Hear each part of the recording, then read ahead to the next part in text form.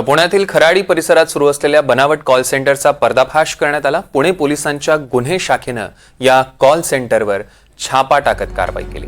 Kharadi Mundhwa bypass रस्त्यावर pride icon नावाची ही इमारत, या इमारतीतनं हे बनावट कॉल सेंटर चालवलं जात असल्याची माहिती आहे। यामध्ये कॉल सेंटरमध्ये काम करणाऱ्या 5 जणांना ताब्यात घेण्यात आलं। पुण्यातील मॅग्नेटल BPS अँड कन्सल्टन्सी LLP हे कॉल सेंटर चालवायचे। या कारवाईत 41 मोबाईल्स, 61 लॅपटॉप मधील अनेक महत्त्वाचा डेटा सायबर पोलिसांनी जप्त केला। अनेकांची चौकशी सुरू आहे। या कॉल सेंटरमधनं अमेरिकेतील लोकांना फसवण्याचा धंदा सुरू होता। अमेरिकेतील लोकांना डिजिटल अरेस्टच्या नावावर फसवून पैशांची मागणी करण्यात येत होती। यातील मुख्य आरोपींसह 100 ते 150 जण सर्व गुजरातचे असल्याची माहिती मिळते आहे। अविनाश पवार आपले प्रतिनिधी आपल्यासोबत फोन लाईन वरून जोडले गेले, त्यांच्याकडनं अधिकचे अपडेट्स घेऊया। अविनाश।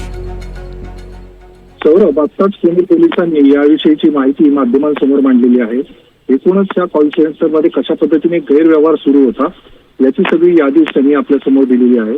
आता ज्या पद्धतीने आपण सांगितलं त्या पद्धतीने पुण्यातील मॅग्नेटल BPS अँड कन्सल्टन्सी ते LLP कॉल सेंटर जे होतं ते बनावट पद्धतीने इथे सुरू होतं।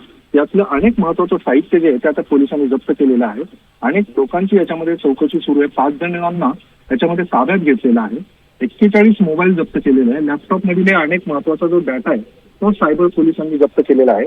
अमेरिकेतील लोकांना हे फसवून डिजिटल अटॅकच्या माध्यमातून पैसे मागायचे असे जी काही परिस्थिती आहे किंवा हा जो गुन्हा आहे तो आता पुणे पोलिसांनी दाखल केलेला आहे।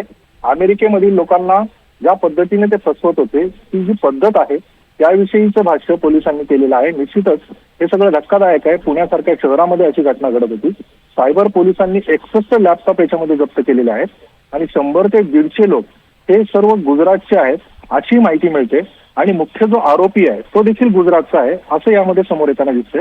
खराडीतील गुजरातच्या लोकांचं हे कॉल सेंटर सायबर पोलिसांनी आता उद्ध्वस्त केलेलं आहे। मात्र अशा पद्धतीने पुणे शहरात बेकायदेशीर अशा पद्धतीने कॉल सेंटर सुरू होतं याविषयी आता आश्चर्य व्यक्त केलं जाते। आता पुणे पोलीस या संदर्भात कशा पद्धतीने पुढे गुन्हा दाखल करून चौकशी करतात हे पाहणं गरजेचं असणार आहे। आज उपमुख्यमंत्री अजित पवार यांनी नारायणगाव येथे पोलीस इमारतीच्या उद्घाटनादरम्यान देखील एक भाष्य केलं होतं की सायबर जे गुन्हे आहेत ते मोठ्या प्रमाणात वाढत आहेत आणि या गुन्ह्यांची संख्या पाहता येत्या काळामध्ये या बाबतीत तत्पर अशी आपल्याला यंत्रणा उभी करावी लागेल। सौरभ, निश्चितच अविनाश, या संदर्भातले अधिकचे अपडेट्स घेऊ। तुर्तास धन्यवाद।